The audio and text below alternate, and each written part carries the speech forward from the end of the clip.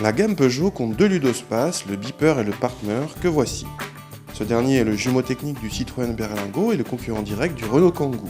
Le Partner existe en 5 ou 7 places et prend la dénomination de Tipeee quand il est en version passager par opposition à la version utilitaire. Notre Partner Tipeee est un 1,6 litre HDI de 112 chevaux. À bord du Partner, la position de conduite assez haute rappelle celle des monospaces, y compris avec le levier de vitesse surélevé. La planche de bord impressionne presque par son côté massif, mais les plastiques durs ne flattent pas l'œil. La multitude de rangements à travers l'habitacle est très pratique, du boîtier central amovible au tiroir sous le siège et jusqu'au toit. La gamme Partner Tipeee va de 75 à 112 chevaux en diesel et 120 chevaux en essence. Notre version 112 chevaux se montre à l'aise en ville et même sur route, y compris avec toute la famille et les bagages, où il profite d'une bonne santé à bas régime. La hauteur de la voiture entraîne une prise de roulis sensible, mais en contrepartie, les suspensions procurent un bon niveau de confort. À l'arrière, l'accessibilité est excellente grâce aux deux portes latérales coulissantes en série à partir du deuxième niveau de finition.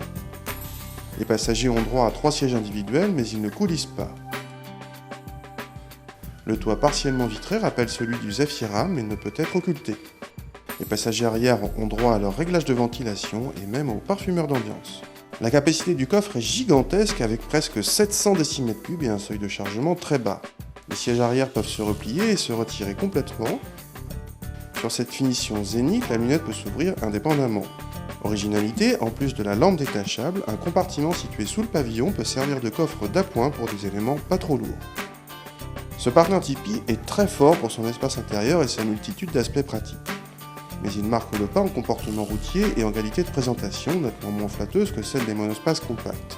Or, il est presque aussi cher que certains d'entre eux, certes dans leur version d'entrée de gamme. Alors, êtes-vous monospace ou ludospace ?